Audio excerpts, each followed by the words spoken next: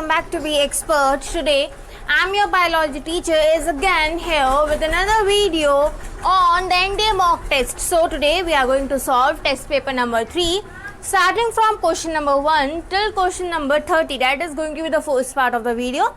As you all know that the remaining part is going to be uploaded in segments. So today we are going to start from question number 1 and we are going to finish at question number 30. So let's start. Question number 1 says, during transcription, homoenzyme RNA polymerase binds to the DNA sequence and the DNA assumes a saddle-like structure at that point. This sequence is. So हमें बताना है कि जब transcription होती है तो जो होलोएंजाइम RNA polymerase bind होता है किसी स्ट्रक्चर से, जिसकी वजह से एक saddle like structure saddle like structure present हो जाता है, उसकी फॉर्मेशन हो जाती है, तो हमें बताना है. So the correct option is option number B, that is Tata box. Now if we talk about the word Tata box, ये यूकैरियोटिक्स में प्रेजेंट होता है and it is known as eukaryotic promoter region. Now the Tata box having is a 7 long pair region होता है जिसमें 7 base pair होते हैं. अब हम बात करें इस टाटा बॉक्स की लोकेशन, तो ये टाटा बॉक्स प्रेजेंट होता है 20 base pair upstream from start point. Okay, अब क्या होता है कि जब ट्रांसक्रिप्शन होती है तो जो ये टाटा बॉक्स है या फिर जो आरएनए पॉलीमरेज है ये बाइंड होता है टाटा बॉक्स से, जिसकी वजह से हमें सेडल लाइक स्ट्रक्चर अपीयर होता है. सो टाटा बॉक्स की बात करें तो ये यूकैरियोटिक्स में प्रेजेंट होता है. It is a eukaryotic promoter region. It is 7 base pair long region. It is located at 20 base pair upstream at the start from the start point. During transcription, RNA polymerase binds to Tata box, which results in the saddle-like structure. Now move to next question. Question number 2. Question number 2 says glycogen is most structurally similar to. हमें बताना है कि जो glycogen molecule होता है वो structurally किस चीज़ से सिमिलर होता है. Now if we talk about the answer, so the answer is definitely starch. Now let us talk about जो ग्लूकोज मॉलिक्यूल होता है, अगर हम उसे ब्रेक करें तो दो हमारे पास मोनोमर्स आते हैं, that is starch and glycogen. Okay, and if we talk about the starch and glycogen, जो स्टार्च एंड ग्लाइकोजन जो होते हैं वो प्लांट्स एंड एनिमल में एक स्टोरेज पॉलीसेक्राइड्स होते हैं. So it is going to help in storage of foods and other resources. Okay, so glucose को अगर हम दो पार्ट्स में डिवाइड करेंगे तो वो होगा एक स्टार्च और एक ग्लाइकोजन. अब स्टार्च और ग्लाइकोजन होते हैं जो प्लांट्स और एनिमल में स्टोरेज पॉलीसेक्राइड की तरह एक्ट करते हैं. Now move to next question. Question number 3. Question number 3 says that the maintenance of favorable internal condition by self-regulated mechanism, even though there are changes in the environment, is known as. So the correct option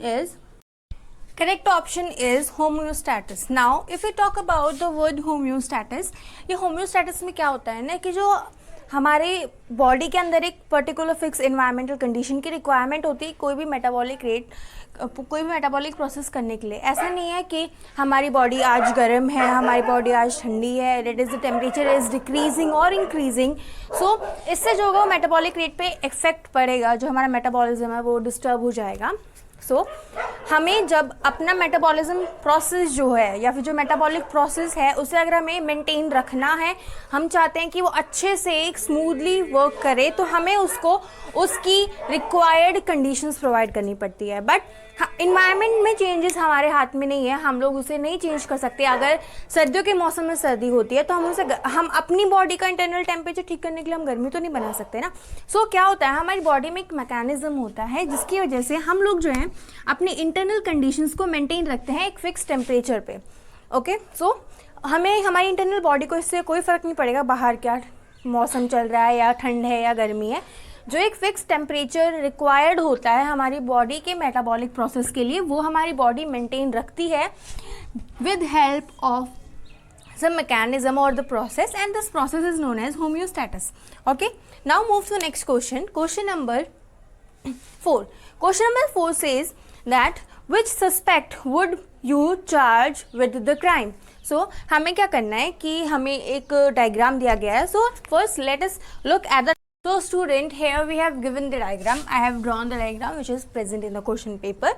अब हमें पता लगाना है कि कौन सा जो suspect है, सस्पेक्ट नंबर 1 और सस्पेक्ट नंबर 2 हमारा क्राइम सीन पर प्रेजेंट था या फिर we can say it as a criminal. Now if you talk about the crime scene पे हमें जो सैंपल्स प्रेजेंट मिले हैं वो ये हैं. ओके, सस्पेक्ट नंबर 1 का डीएनए से मैच किया तो ये मतलब सस्पेक्ट नंबर 1 का डीएनए और fingerprinting it is this and suspect number 2. Now if you are going to match, so suspect 1 is having these and we know that these are not the samples present in the scene sample. Now if you look at the suspect number 2, हमें पता है कि suspect number 2 में ये जो 3 samples और जो 3 fragments हैं वो मैच कर रहे हैं crime scene से. So we can easily identify that suspect number 2 is actually present at the crime scene, that is he is going to be the criminal. Okay, so the correct answer is that suspect number 2 is the criminal over here in this question. So the correct option is option number D. Now move to next question. Question number 5 says that with respect to insect conservation, the national genetic resources can be achieved by establishing. So let us look at the question. सो हमें question में बताया गया है या फिर question में पूछा गया है, हमें बताना है कि इंस्टीट्यूट कंजर्वेशन में कौन सी फेज़ में या फिर कौन सा एक एग्जाम्पल है जो नीचे क्वेश्चन में मेंशन है, उसमें से कौन सा एग्जाम्पल है हमारा इंस्टीट्यूट कंजर्वेशन का. अगर हम बात करें इंस्टीट्यूट कंजर्वेशन में, तो इंस्टीट्यूट कंजर्वेशन में हम लोग क्या करते हैं, जितने भी इंडेंजर्ड स्पीशीज़ होती हैं हम उन लोगों को प्रोटेक्ट करेंगे उनकी नेचुरल हैबिटेट में. Okay, so the key feature of institute conservation is that we have to protect the endangered species in natural habitat. Now if we talk about the examples of institute conservation, so the examples are national parks, wildlife sanctuaries and biosphere reserves. Okay, so the correct option of this question is option number D, that is all of the above, because all these three are mentioned in the options and we know that all of the three are example of institute conservation. So institute conservation में हमें protect करनी होती है endangered species को उनकी natural habitat में, और उनके अगर उनके एग्जांपल्स की बात करें तो है national park, wildlife sanctuaries, biosphere reserves. Okay, now move to next question. Question number 6, identify the incorrect statement regarding BT toxin. So student, I have already tell you that the topic of BT toxin is very important for the point of view of NEET and boards both. So let us look at the correct answer. So the correct option is dried spores of Bacillus thuringiensis are sprayed on its vulnerable leaves. Now if we talk about the word BT cotton, अब BT cotton क्या होता है, हम इसे कैसे obtain करते हैं. So BT here stand for Bacillus thuringiensis. Okay. Now Bacillus thuringiensis cotton. अब हमें बताना है कि ये कॉटन कैसे बनता है. So let us talk about that process. तो जो ड्राइड स्पोर्स होते हैं Bacillus thuringiensis के, उन्हें हम स्प्रे करते हैं लीव से. अब हम ऐसा क्यों करते हैं, हम ऐसा इसलिए करते हैं बिकॉज जो BT टॉक्सिन होता है वो Bacillus thuringiensis में तो इनएक्टिव फॉर्म में प्रेजेंट होता है, जिसकी वजह से Bacillus thuringiensis को तो कोई इफेक्ट नहीं पड़ता, it is safe and living. But जब इंसेक्ट उस लीव को खाएंगे जिस पे हमने बीटी टॉक्सिन स्प्रे कर रखा है, तो क्या होगा कि जो बीटी टॉक्सिन है वो एक्टिव फॉर्म में कन्वर्ट हो जाएगा. ओके, और जिसकी वजह से जो इंसेक्ट है वो मर जाएगा. अब एक्टिव फॉर्म में कैसे कन्वर्ट होगा, एक्टिव फॉर्म में ये कन्वर्ट होता है alkaline pH of the gut of insect. Okay, so BT toxin is this much only. It is very important. So students, please remember, you are not going to leave any single point regarding BT toxin or BT cotton. Okay, now move to next question. Question number 7. 3-PGA is the first stable product in. हमें बताना है कि जो 3-PGA है वो पहला stable product होता है किस चीज़ में. So students, the correct option is carbon reduction cycle. Now if we talk about 3-BGA, 3-BGA एक ऐसा प्रोडक्ट है जो कि फर्स्ट स्टेबल प्रोडक्ट बनता है. ठीक है, अब हम बात करें कौन सी साइकिल्स में, तो Calvin Benson cycle, or we can say this cycle as C3 cycle and another name of the cycle is carbon reduction cycle. So अगर हमें क्वेश्चन में पूछा जाए कि 3BGA कौन सी साइकिल का पहला स्टेबल प्रोडक्ट होता है, तो इन तीनों में से जो भी टर्म आपको गिवन हो you have to take that term. Okay, these three different names are of the same cycle. ठीक है, ये तीनों नाम एक ही साइकिल के हैं जिसका पहला स्टेबल प्रोडक्ट होता है 3PGA. Okay, now move to next question. Question number 8. So question number 8 says there are 3 endocrine glands involved in carbohydrate metabolism. Mark the correct set. हमें बताना है कि कौन से ऐसे 3 एंडोक्राइन ग्लैंड हैं जो कि हमारे कार्बोहाइड्रेट मेटाबॉलिज्म में हेल्प करते हैं. हमें बताना है कि कौन सा ऑप्शन का सेट सही है. So look at the answer. So student, the correct option is option number B, that is okay. So if we talk about the word endocrine gland, अब हम endocrine glands की बात करें तो endocrine glands होते हैं ductless gland, that is ये जो भी चीज़ सिक्रीट करते हैं, जो भी हार्मोन या फिर जो भी स्टिमुलेंट रिलीज करते हैं, वो सारे के सारे डक्ट लेस पाथ से होके रिलीज होते हैं, डैट इज डायरेक्ट हमारी ब्लड स्ट्रीम में रिलीज होते हैं.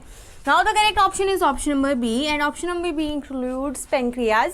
हमें पता है पेंक्रियाज इंसुलिन को सिक्रीट करता है. And the second option is adenohypophysis which is ACTH में रिलीज होता है और ये जो है ना कार्बोहाइड्रेट का जो मेटाबॉलिज्म है उसमें हेल्प करता है. And the third is thyroid. Thyroid जो है वो हमारे मोनोसेक्राइड जो प्रेजेंट होता है हमारे उन्हें अब्जॉर्ब करता है इंटेस्टाइन में और ये स्टिमुलेट करता है ग्लाइकोजिनोलिसिस को. ओके, ग्लाइकोजिनोलिसिस को. Now move to next question. Question number 9. Question number 9 says bond becomes fragiles in. हमें बताना है कि बॉन्ड फ्रेजाइल्स कब बन जाती हैं. Now students, if we talk about the term given that is bone become fragile. अगर हम बात करें कि जो बोन बिकम फ्रेजाइल है, अगर हम इसे सिंपल लैंग्वेज में बोले तो इसका मतलब होता है जब हमारी बोन्स जो हैं वो वीक हो जाती हैं. अब ये कब होता है? जब हमारी बोन्स का जो टिश्यू मास होता है उसमें रिडक्शन हो जाता है. ओके, और इस प्रोसेस को हम कहते हैं osteoporosis. That's mean bones become fragile in osteoporosis. Okay, so सीधी सी सिंपल सी बात है कि जब हमारा बोन टिश्यू मास है वो रिड्यूस होने लग जाता है जिसकी वजह से हमारी बोन्स जो है वो वीक हो जाती हैं और ऐसी सिचुएशन को हम बोलते हैं osteoporosis. Okay, now move to next question. Question number 10. Question number 10 says which of the following pairs of features in an excellent example of polygenic inheritance. हमें बताना है ये polygenic inheritance का कौन सा बेस्ट एग्जाम्पल हमें ऑप्शंस में given है. स्टूडेंट्स, अगर हम बात करें पॉलीजेनिक इनहेरिटेंस की तो पॉलीजेनिक इनहेरिटेंस कब होता है? पॉलीजेनिक इनहेरिटेंस तब होता है जब कोई भी एक ट्रेट है वो more than one pair of gene यानी कि एक पेयर जीन से ज़्यादा पेयर्स ऑफ जीन के साथ में कंट्रोल में रहता है, जिसकी वजह से कंट्रोल में रहता है और as a result of polygenic inheritance. So polygenic inheritance कब होता है? जब एक ट्रेट किसी more than one pair of gene से जो है कंट्रोल किए जाते हैं. Now if you talk about the correct option is option number D, that is human height and skin colour. अब स्किन कलर जो है वो ट्राइजेनिक है. ओके, सो ये बात आप हम याद रखना. डेट पॉलीजेनिक इनहेरिटेंस कब होता है? जब कोई भी एक ट्रेट जो है वो more than one pair of gene से कंट्रोल किया जाए. Now move to next question. Question number 11. A good green manure in rice field is. हमें बताना है कि कौन सा मैन्योर हमारी राइस फील्ड में अच्छा होगा. So student, the correct option is that option number B which is azolla. अगर हम बात करें एजोला की तो ये क्या होता है? It is a blue green algae. Okay, BGA होता है जो कि हेल्प करता है हमारे नाइट्रोजन फिक्सेशन में. अब जब नाइट्रोजन फिक्सेशन होगा तो नाइट्रोजन का अपटेक एक पर्टिकुलर प्लांट की लिए इंक्रीज हो जाएगा which is going to increase the fertility. Okay, so a good green manure in rice field is obviously azolla. Okay, because 12 evolutionary classification is called. हमें बताना है कि इवोल्यूशनरी क्लासिफिकेशन को हम क्या बोलते हैं. Okay, so students, the correct option is polygenetic system. अब हमें बताना था कि इवोल्यूशनरी क्लासिफिकेशन कैसे होता है या फिर किस चीज़ के अंदर होता है। तो इट इज़ पॉलीजेनेटिक सिस्टम, जिसमें कि हम ऑर्गेनिजम्स को अरेंज करते हैं उनकी इवोल्यूशनरी रिलेशनशिप में। जैसे कि जो जैसे जैसे इवोल्यूशन होता रहा उस हिसाब से हम ऑर्गेनिजम्स को एक कंपाइल करते हैं, एक सीक्वेंस बनाते हैं, जिससे हम करते हैं पॉलीजेनेटिक सिस्टम के अंदर। Okay, now move to next question. Question number 13, in DNA molecule which of the following base pair is present. हमें बताना है कि एक डीएनए मॉलिक्यूल के अंदर कौन सा बेस पेयर प्रेजेंट है। Now if we talk about the base pairs, तो हमें पता है कि जो एडेनिन है वो बॉन्ड बनाता है थायमिन के साथ। हम बात कर रहे हैं यहाँ पे डीएनए की। ओके, सो एडेनिन बॉन्ड बनाता है थायमिन के साथ और गुआनिन बॉन्ड बनाता है साइटोसिन के साथ। नाउ अगर क्वेश्चन में दिया होता डीएनए के प्लेस पे आरएनए, सो आरएनए कब होता? जब एडेनिन बॉन्ड बनाता यूरेसिल के साथ और गुआनिन बॉन्ड बनाता साइटोसिन के साथ। So the correct option is option number B, that is adenine and thymine. Now move to next question, question number 14. Question number 14 says, in the majority of dicots, the first stable product of photosynthesis during the dark reaction is. So, हमें बताना है कि majority of dicots में जो पहला stable product होता है photosynthesis का during dark reaction के चलते, so the correct option is 3-phosphoglyceric acid. So, let us look how. So students, हमें मेंशन किया गया है डार्क रिएक्शन। अब हम बात करें डार्क रिएक्शन की, तो dark reaction is equals to C3 cycle. Okay, और जैसे मैं आपको प्रीवियस क्वेश्चन में बता चुकी हूँ कि C3 साइकिल का पहला स्टेबल रिजल्ट होता है 3-phosphoglyceric acid. So the correct option is option number 3, that is 3-phosphoglyceric acid. Now move to next question, question number 15. Question number 15 says that the process of sperm penetrating the ovum is mainly. हमें बताना है कि वो किस तरीके का process होता है जब एक स्पर्म जो है हमारे फीमेल एग यानी कि ओवम में पेनिट्रेट करता है। So the correct option is B, that is chemically. Now let us look how. Okay, so अब हम बात करते हैं जब स्पर्म जो है वो एक फीमेल ओवम के अंदर पेनिट्रेट होता है। तो जब स्पर्म एक फीमेल ओवम के अंदर पेनिट्रेट होता है तो उसे क्या करना होता है? उसे सबसे पहला काम होता है कि जो जोना पेलिसुडा होता है उसे इसे डाइजेस्ट करना होगा। सो अब हम इसे डाइजेस्ट कैसे करेगा स्पर्म? सो डाइजेस्ट स्पर्म उस जोना पेलिसुडा वाली लेयरिंग को एक केमिकल प्रोसेस या फिर हम बोल सकते हैं केमिकल रिएक्शन के थ्रू डाइजेस्ट करेगा, और उस रिएक्शन का नाम है एग्रोसोमल रिएक्शन। ओके, सो एक स्पर्म को एक फीमेल एग के अंदर जाने के लिए पहले उसकी जो आउटर लाइनिंग होती है डेट इज जोना पेलिसुडा, उसे डाइजेस्ट करना होगा, और वो डाइजेशन सिर्फ केमिकली पॉसिबल है with help of acrosomal reaction. मैंने यहाँ पे कौन सा एंजाइम यूज होता है इस रिएक्शन में वो मेंशन कर दिया है। Now move to next question, question number 16. Question number 16 says motile zoospores are produced by. हमें बताना है कि जो मोटाइल जूस्पोर्स होते हैं वो किस में प्रेजेंट होते हैं। So the correct option is Chlamydomonas. Okay, now move to next question, question number 17. A person breathing normally at rest take in and expels approximately half a liter of air during each respiratory cycle. हमें बताना है कि एक person normally rest पे present है और वो breathe in कर रहा है और ब्रीद आउट कर रहा है, और जब वो ब्रीद आउट करता है तो वो हाफ लीटर ऑफ एयर को एक्सपेल आउट करता है, यानी कि ब्रीद आउट करता है। तो हमें बताना है कि ये क्या चीज़ है। So the correct option is option number B, that is tidal volume. Now if you look at the explanation it is, अब हमें बात करनी है एक कंडीशन जो कि हमें क्वेश्चन में मेंशन है, that is when a person is at rest, that is in normal condition. हम जैसे कि हल्के फुल्के बैठे हैं उस सिचुएशन की बात चल रही है। तो जो वॉल्यूम ऑफ एयर हम इनटेक करते हैं, जैसे कि जो वॉल्यूम ऑफ एयर हम सांस लेते हुए हम अंदर लेके जाते हैं और सांस छोड़ते हैं हम उसे बाहर रिलीज कर देते हैं, उस एयर की या फिर उस वॉल्यूम को हम क्या कहते हैं? So the correct option is tidal volume, जिसे हम टीवी से भी डिनोट करते हैं। और इसकी नेट अमाउंट और नेट वैल्यू होती है 500 ml. Okay, so the correct option is option number B, that is tidal volume. Now move to next question, question number 18. Question number 18 says DNA replication occurs during. हमें बताना है कि जो DNA की replication होती है वो कैसे होती है. सो DNA की रेप्लिकेशन स्टार्ट होती है हमारे इंटरफेज में, यानी कि और हम उसे बोलते हैं S phase, that is synthesising phase. Okay, so DNA की रेप्लिकेशन शुरू होती है हमारे इंटरफेज में. सो the correct option is option number D. Now move to next question. Question number 19 says MBA stand for. हमें यहाँ पे फुल फॉर्म बतानी है MBA की. अगर हम बात करें MBA की तो MBA होता है man and biosphere programme. Okay, man and biosphere programme is the full form of MBA.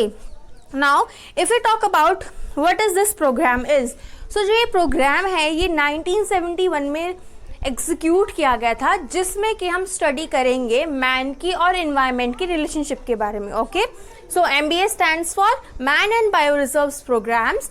It is started in 1971 in which we are going to study about the relationship of man and environment. Okay, now move to next question, question number 20. Question number 20. So student, question number 20 says which of the following organisms are decomposers. So हमें बताना है अब decomposers के बारे में. So पहले हम देख लेते हैं कि decomposers क्या होते हैं या फिर इनका फंक्शन क्या होता है. So जो decomposers होते हैं वो हमारा जो प्लांट और एनिमल वेस्ट होता है उन्हें डिकम्पोज करते हैं. Okay, so decomposers helps in breakdown of plant and animal waste. अब हम बात करते हैं decomposers कौन से हो सकते हैं. तो decomposers हो सकते हैं हमारे bacteria and spirophytic fungi. So these two options are present as option number B and option number C. So the correct option is that is option number D, which says option B and option C both are decomposers. Now move to next question. Question number 21. Parthenocarpy is induced by. हमें बताना है कि parthenocarpy के time पे हमें किस चीज़ की help चाहिए होती है या फिर क्या हमें हेल्प करता है. So the correct option is auxin. अब हम बात करते हैं पार्थिनोकार्पी क्या होता है. So students, if we talk about the term given that is parthenocarpy. अब पार्थिनोकार्पी में क्या होता है, जो अनफर्टिलाइज्ड ओवम है वो बिना किसी फर्टिलाइजेशन के प्रोसेस के डायरेक्टली ट्रांसफ़र हो जाता है एक फ्रूट में. So parthenocarpy is a process of development of unfertilized ovum, mention it unfertilized ovum, okay, into the fruit. अब ये हो तो जाता है प्रोसेस, ठीक है, हम अनफर्टिलाइज्ड ओवम को एक फ्रूट में भी ट्रांसफ़र कर देते हैं, but the hormone that is required और it parthenocarpy is induced by auxin. Okay, so the correct option is auxin. Now move to next question, question number 22. Question number 22 says the 8th, 9th and 10th ribs are known as false ribs because their external proportion are attached to. हमें बताना है कि हम 8th, 9th या फिर 10th rib को जो है फॉल्स रिब क्यों कहते हैं. अब हम 8, 9, 10th रिब्स को फॉल्स रिब इसलिए कहते हैं बिकॉज जो 8, 9, 10th रिब होती है वो हमारी इनडायरेक्टली स्टेनम से अटैच होती है. Okay, so the correct option is that option number B, that is costal cartilage of rib number rib 7th rib के कोस्टल कार्टिलेज से हमारी 8th, 9th and 10th rib attach होती हैं direct, that is indirectly attach होती है हमारे sternum से. Okay, now move to next question, question number 23. Question number 23 says mechanical tissue consisting of living cells.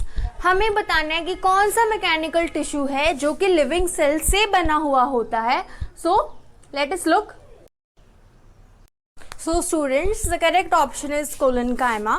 Now if we talk about the collenchyma, collenchyma होता है हमारा living mechanical tissues, that is इसमें living cells present होते हैं. Okay, अब ये collenchyma कैसे बनता है उसके बारे में भी हम देख लेते हैं. जो कोलेनकाइमा होता है वो इलोंगेटेड सेल से बनता है.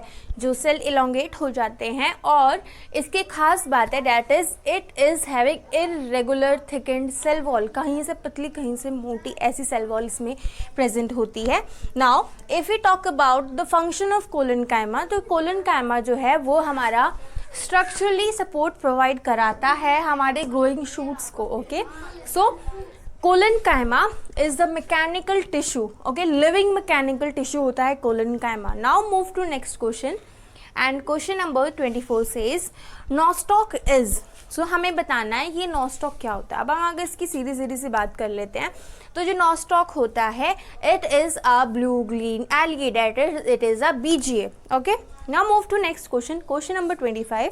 Question number 25 says some blue-green algae can be used as biofertilizers as they are. अब हम बात करते हैं blue-green algae की. Okay?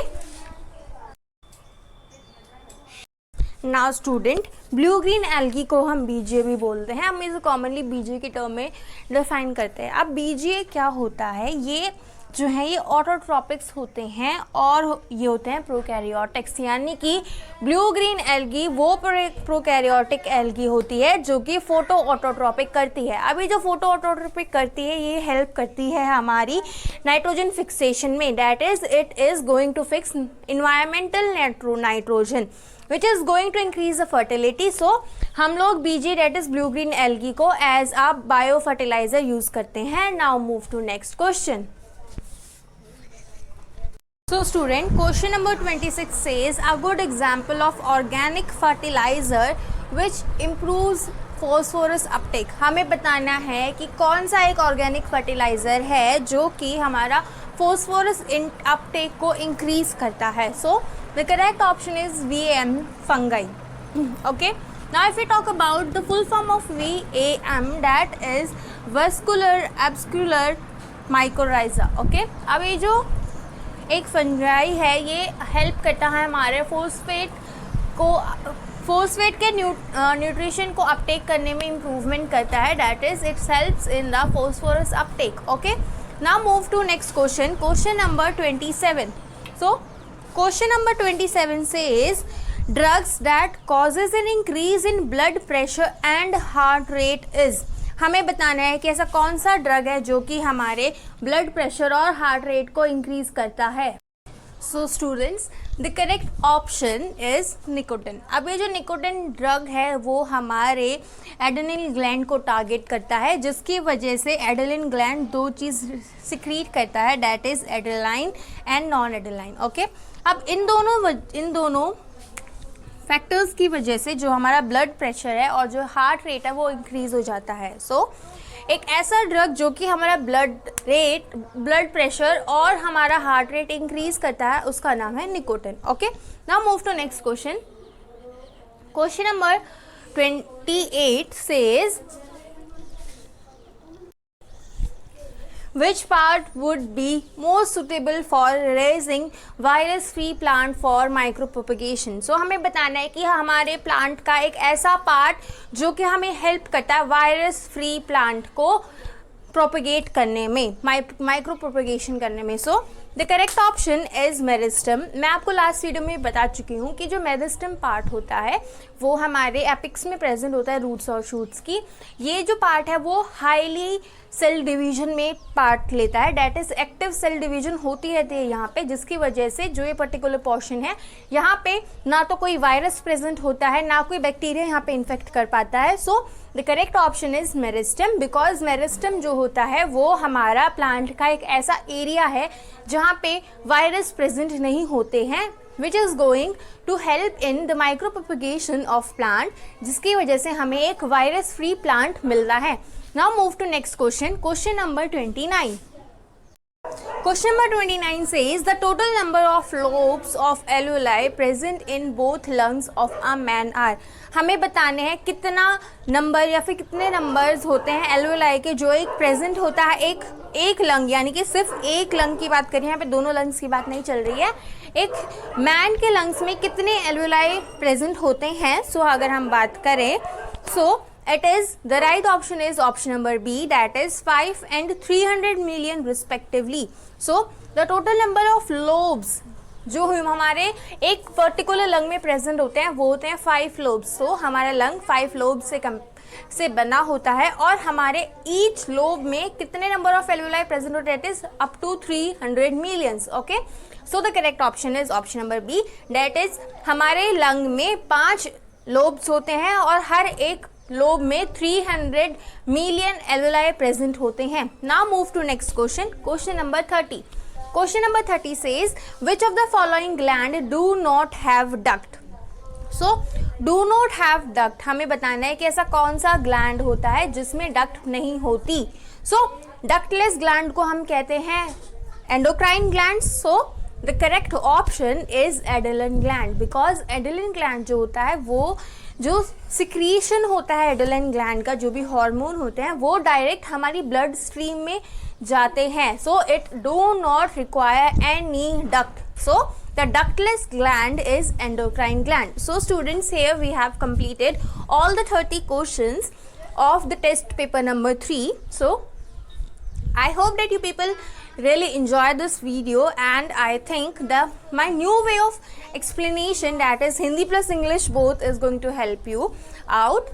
So students, the next part of this test paper, that is segment number 2, question number 31 till question number 60 is going to be uploaded very soon. So students, please, if you like my video, share, subscribe to my channel and press the bell icon so that you can easily whenever I am going to upload my next video.